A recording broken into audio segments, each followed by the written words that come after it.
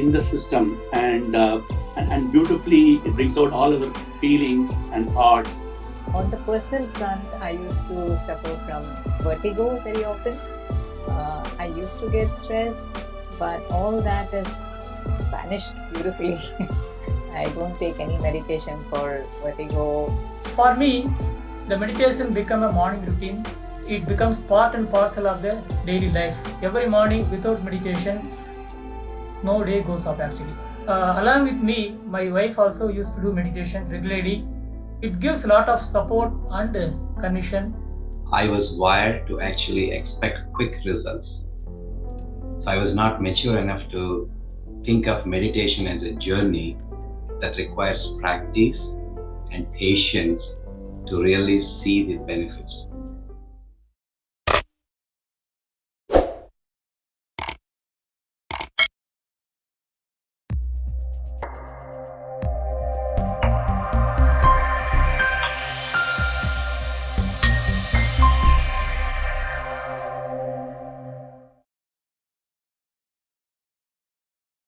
Happy morning, dear friends and masters. Great afternoon, wonderful evening.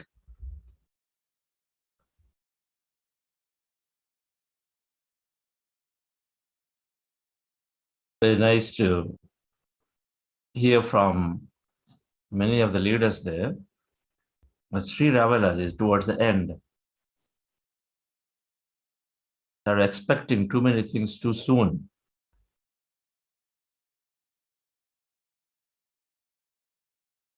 So if you give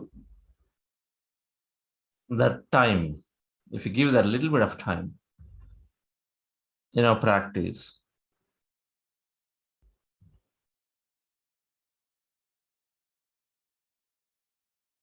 then our experiences will have to change. They will change. The benefits will have to show up, and they will show up.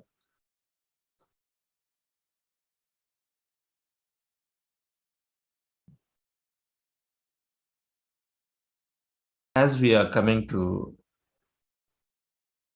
end of our 5th week, spiritual intelligence. Spiritual intelligence must increase our understanding, increase our intellect quotient. Intellect, not the IQ intelligence, intellect, buddhi.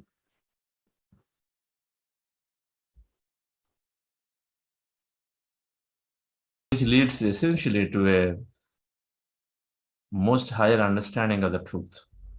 Because everybody's truth is different, it's relative.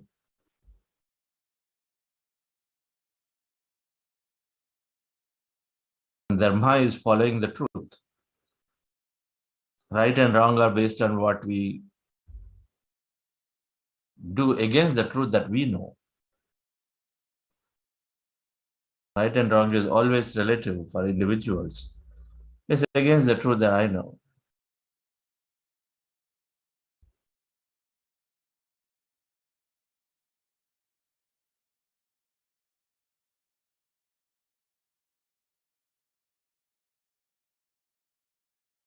So Gautama Buddha, since we are following his path, Ana-Pana-Sati, and with all Maitreya Buddhas come back after 2,500 years ago. In Buddha's life history, he did say that too, that I'm going to come back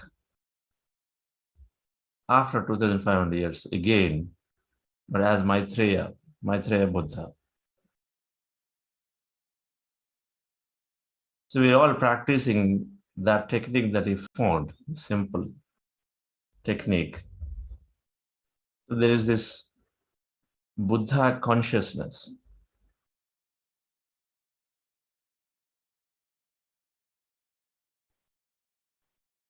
And so we're all Maitreya Buddhas.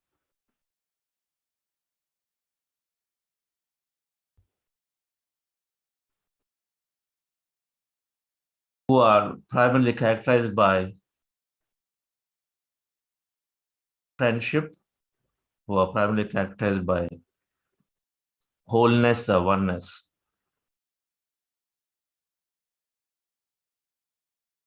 or primarily who recognize that our mind causes all the suffering. So you work with the mind, the trishna, excess desire. The excess desire, trishna, is the primary cause of suffering. Suffering is common everywhere, and trishna is the reason for suffering. An eightfold path is there to get over the suffering. So this eightfold path of Buddha, very popular. We have learned all the principles of all already in very different ways. But they can be grouped into three. One, some for body, some for mind, some for spirit. Body, mind, spirit. The Noble Eightfold Path is called.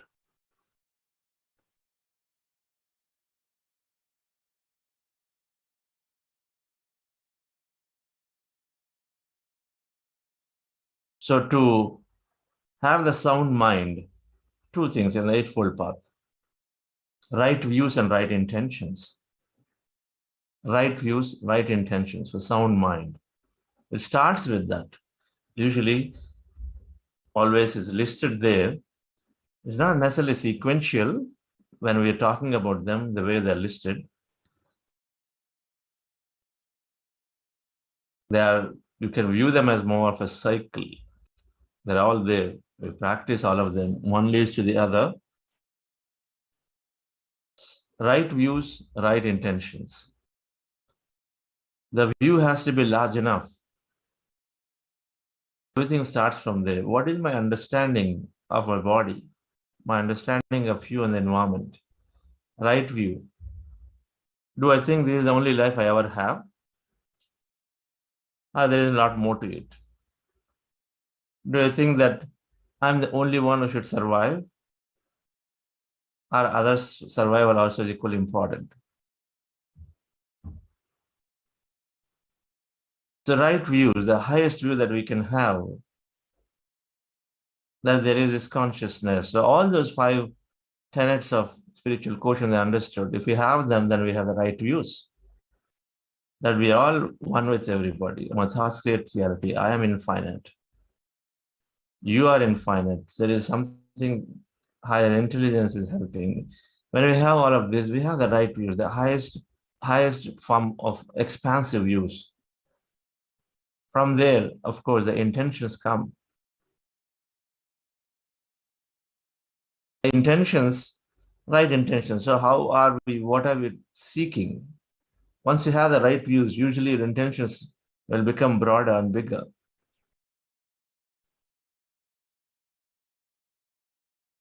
So the right intentions are when you are saying, doing something, thinking something, what is that intent? Is it to help others, help yourself, or harm others, harm somebody else? What is the intention that we have? Knowingly or unknowingly.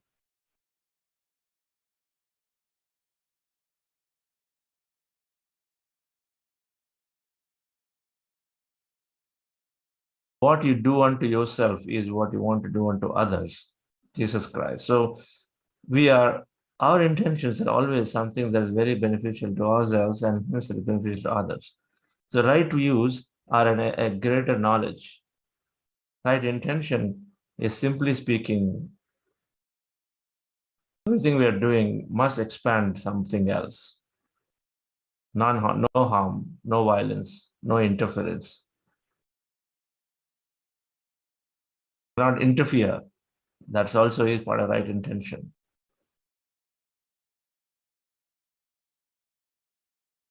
Interference to our thoughts and of course actions, but we must allow others to be free. The constant tussle between wife and husband. I want to go, no, you can't go.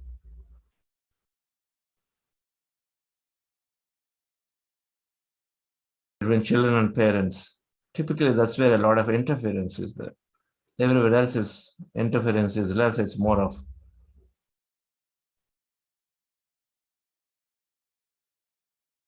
greed. But here not greed, but more of interference, because we own them, we own each other.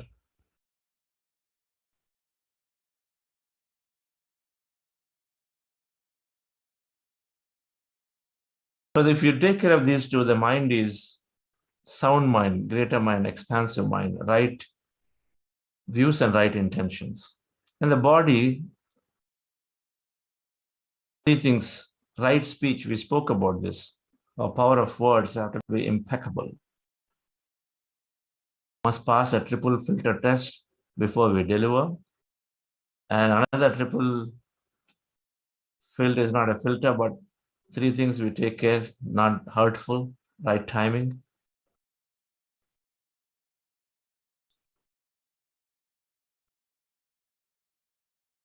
right speech, then right actions. Whatever we do outside, our action should be supporting the environment, supporting the people, whatever we do. The right livelihood. So the actions are automatically following. So there is not much we do in actions. Based on what you speak and think, actions will come. There's not much to correct. Right livelihood, something to think about. Is my job, is my company, is my work, my business, is it in any way hurting, impacting people, animals, environment? We have to think about it at that level. We have to look at it and say, what am I doing and that I'm contributing to more destruction of forests, animals? The businesses that some of us may be part of, you have to constantly think about this and deal. At once, immediately, if you are directly in serving or killing or enabling or encouraging animal friends, immediately, at once, if we are in that business.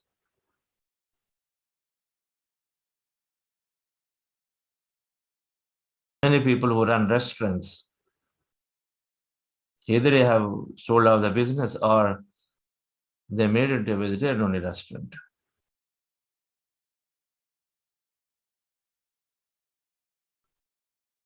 So right livelihood is an important thing to question ourselves about. What am I contributing to? Is it expanding consciousness or is it contracting consciousness in some way?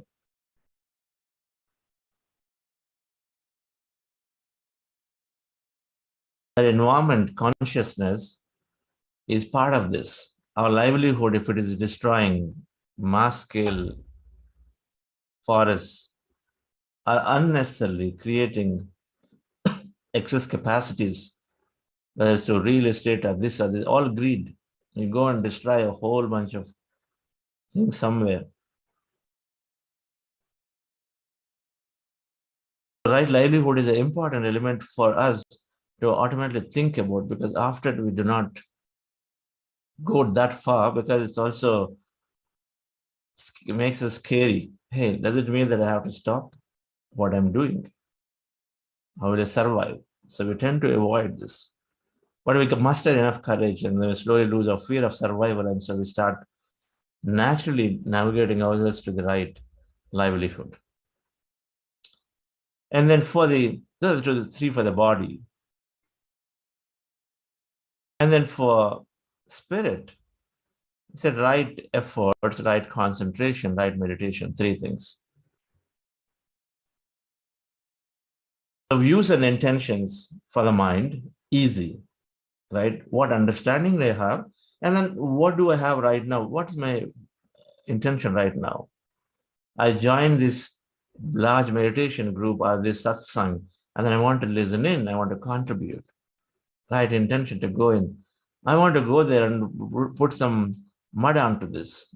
How the race can do a big function. I want to see it. Right now, code rules are there. Come on, it's going to scare, impact a lot of people. Wrong intention. So right views, right intentions, easy. Right speech, easy. Right actions, right livelihood, three for the body. And then three for spirit, right concentration, right effort, right concentration, right meditation. Effort is preparation. To take care of the spirit, our efforts, all right efforts.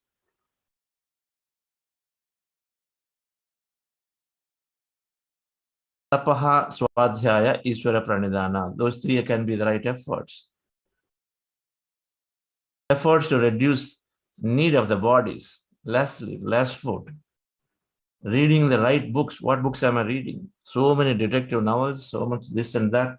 Do I have some books? Everything full of the shelf.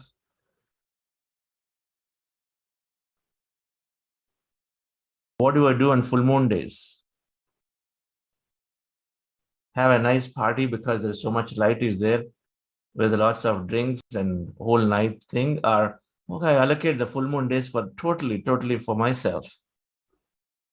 Right efforts towards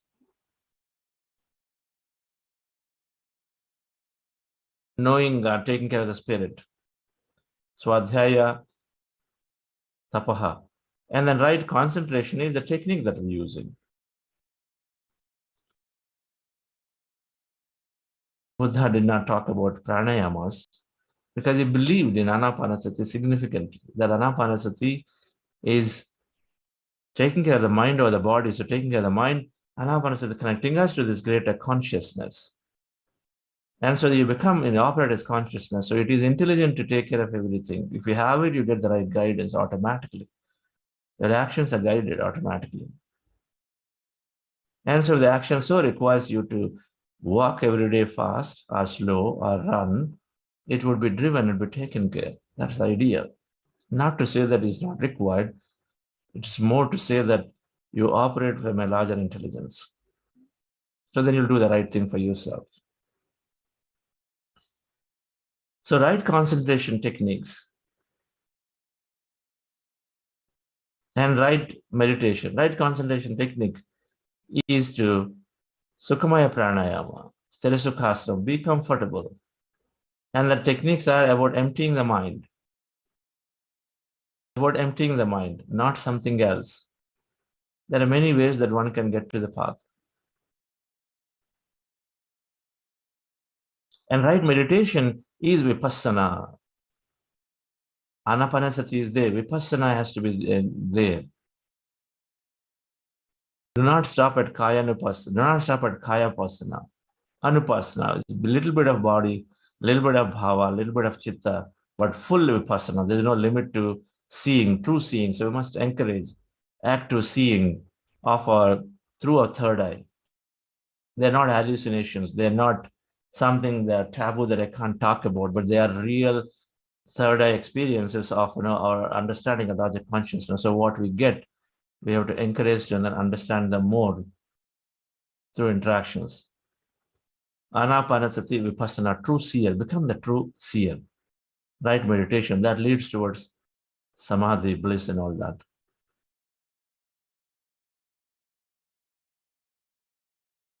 So let's go into our meditation, dear friends.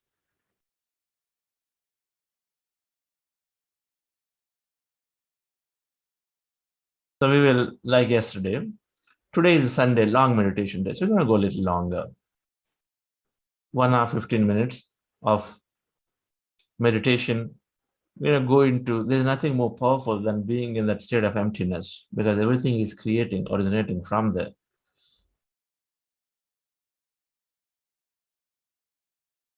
So we will spend time today just being in that lovely, stirring group meditation music. Tune into the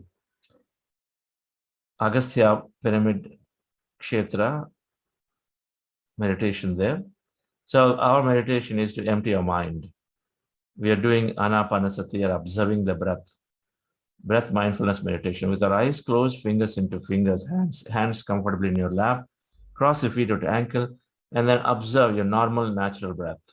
That's the posture, sitting down comfortably, chair or on the floor, and their eyes closed, observing your breath, in breath and out breath. Take any point on the nose, and observe your breath is going in, coming out. When you observe the breath, mind becomes empty. Our goal is to be in that empty state of mind for as long as we want. And in case there are thoughts there and we recognize, attention back to the breath again, and then again observe, and then slowly transport yourself into the emptiness. It happens automatically. Called Ana-Pana-Sati. We are practicing this for long enough, dear friends. Thoughts are common, particularly for those who joined recently. Thoughts keep coming. Does not mean that a meditation is not good. Every meditation is good because we transcend time in meditation. And as a result, we do not know that we went thoughtless even for a certain amount of time, small pockets of time. And that time, all the magic is happening into the body, into a mind. And so every meditation is always good for everybody.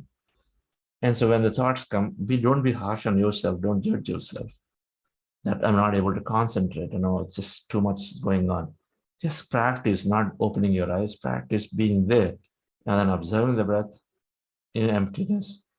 Thoughts, again, observe the breath. Relax yourself, different. Sit comfortably with your eyes closed. Relax your body.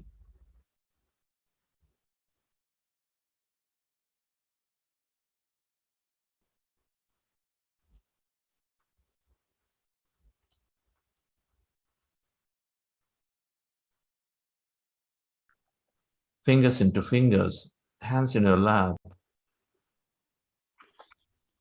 Observe your normal, natural in-breath and the out-breath. Patriji போவே இல்லை போல தானே என்னப்பா அன்மியூட்ல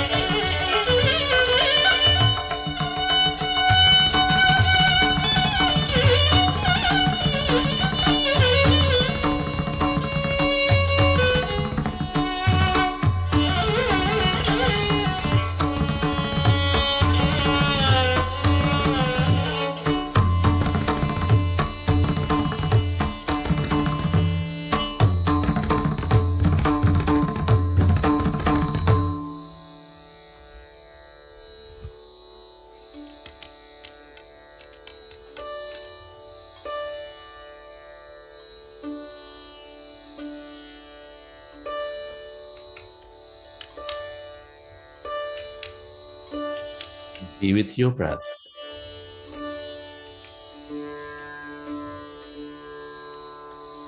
Allow yourself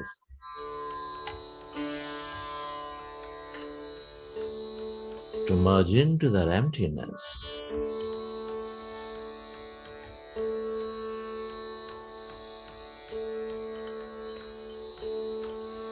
As you become one with that breath,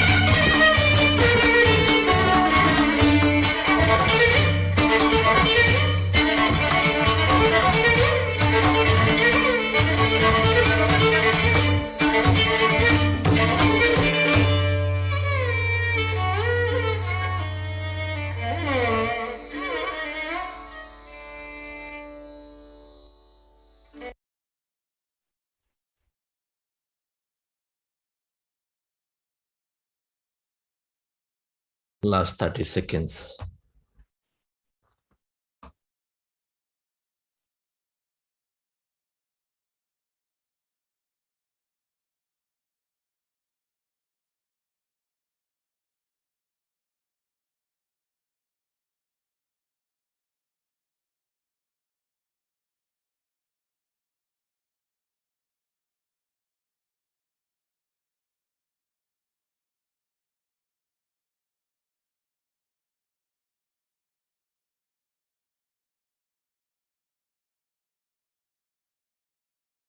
Merge into yourself.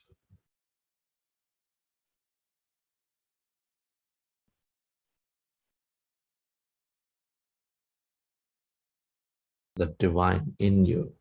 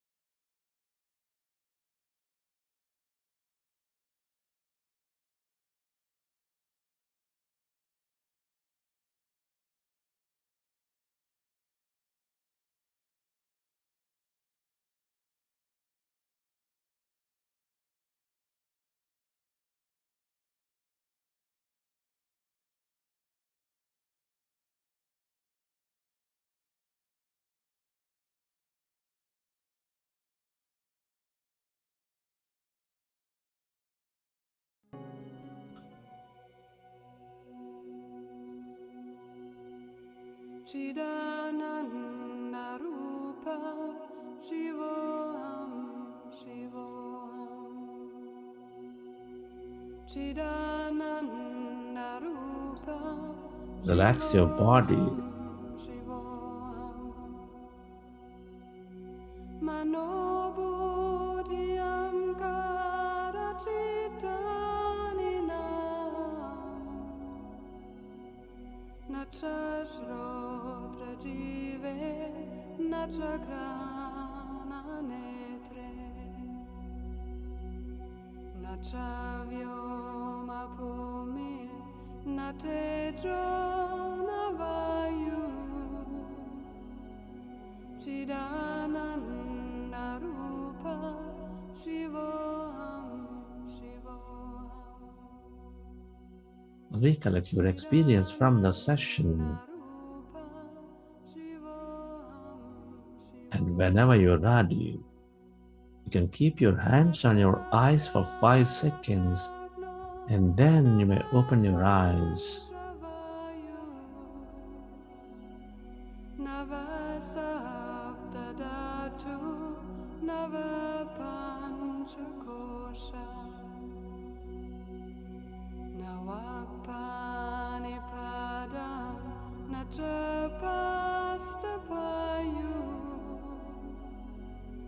Chidananda Rupa Shivoham Shivoham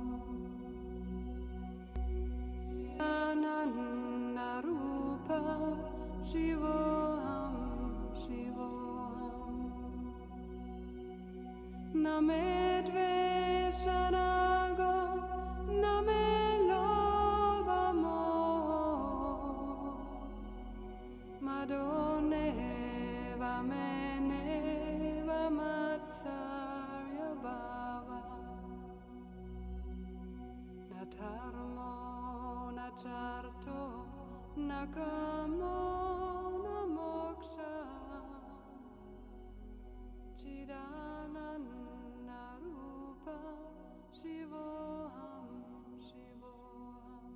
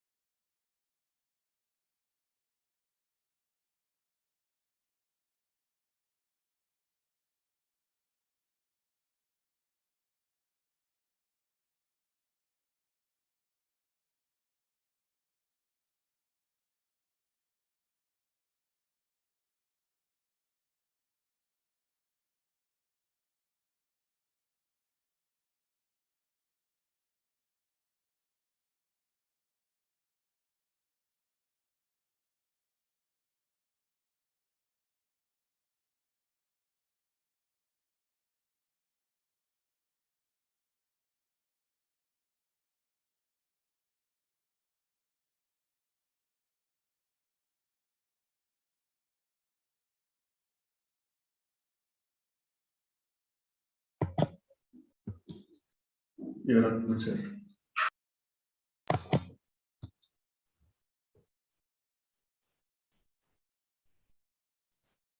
I see. I spoke on mute, is it? Yeah, yes, sir. So these musics, we are many a times we're not aware where we are, consciously not aware. Hope you enjoyed this session. We go into the trance states. A lot of times we conclude that I'm in sleep. Not at all.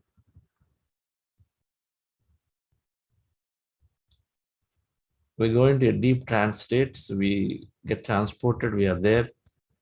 Maybe every now and then, suddenly come back.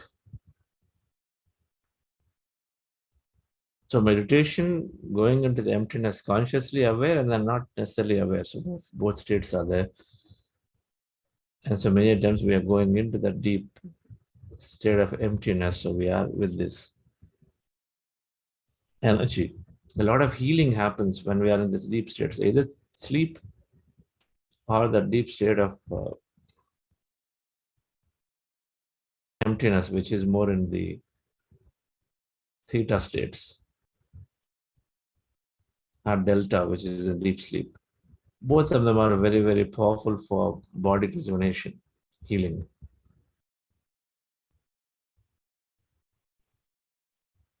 So thank you for joining. So tomorrow onwards, we look at the final week for us, short week, 5 days to conclude this program, around service. No spiritual practice is complete without understanding service, without recognizing the importance of it and then slowly adopting to it.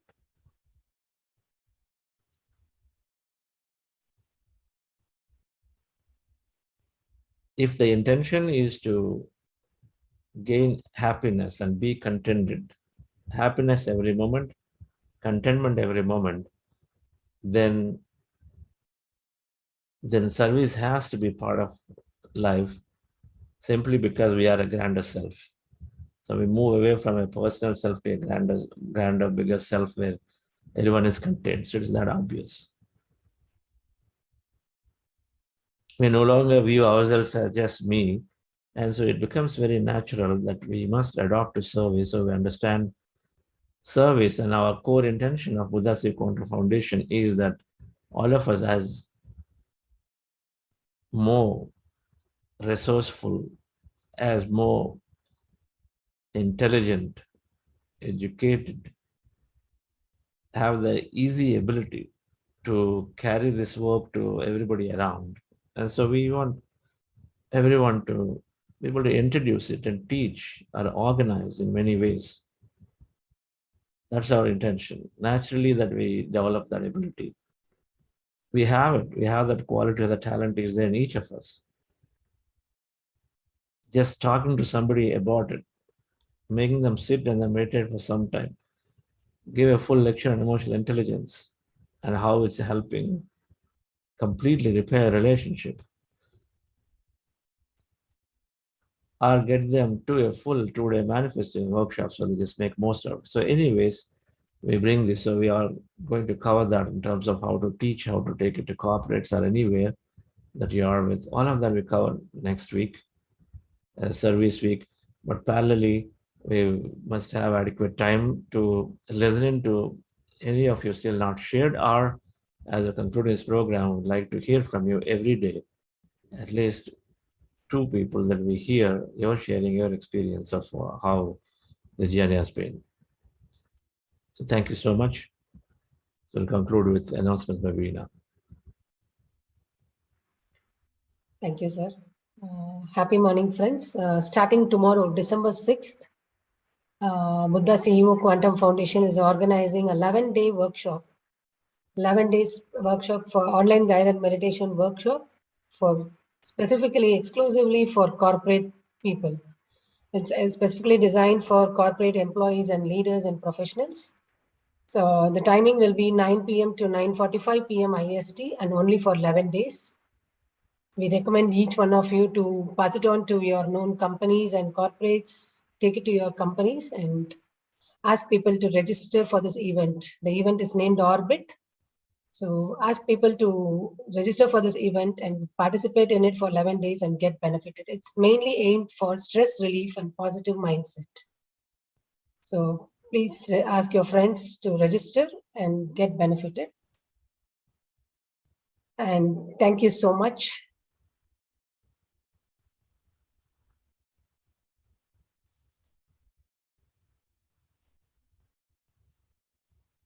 Music, please.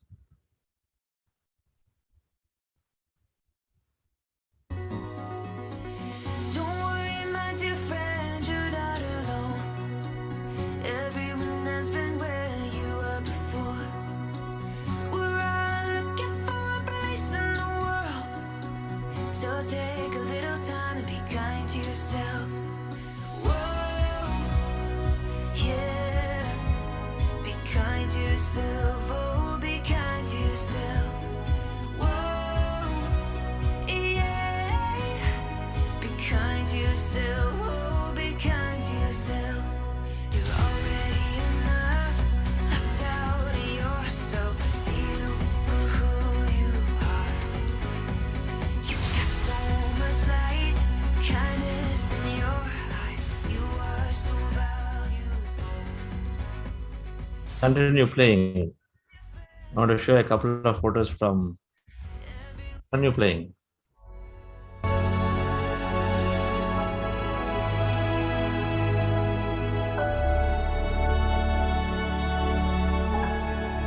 Defenseless, I know that feeling too. You're wondering if this will last forever. I know there's more for you. Don't worry, my dear friend, you're not alone. Everyone has been where you were before. We're all looking for a place in the world. So take a little time and be kind to yourself. Whoa, yeah. Be kind to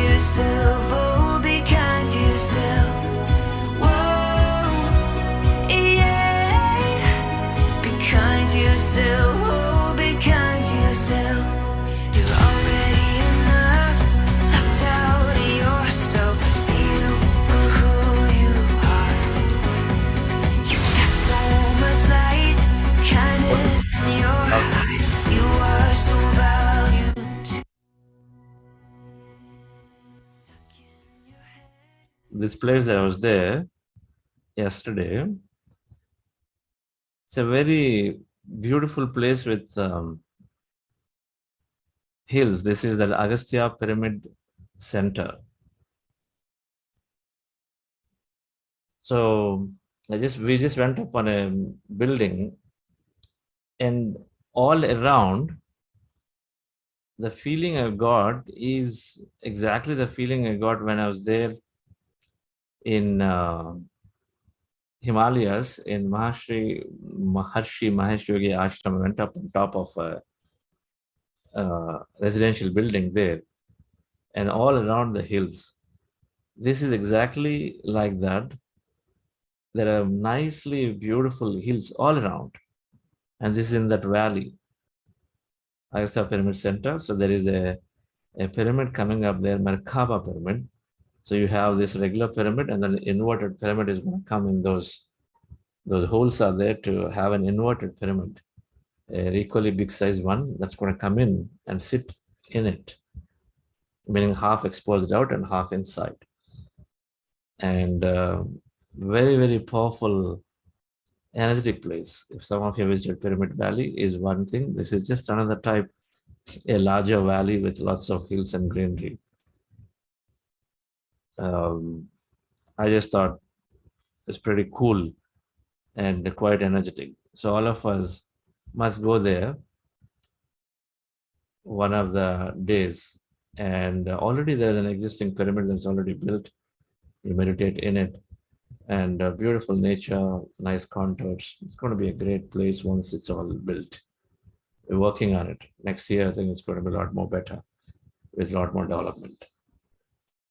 Thank you. Bye, everybody.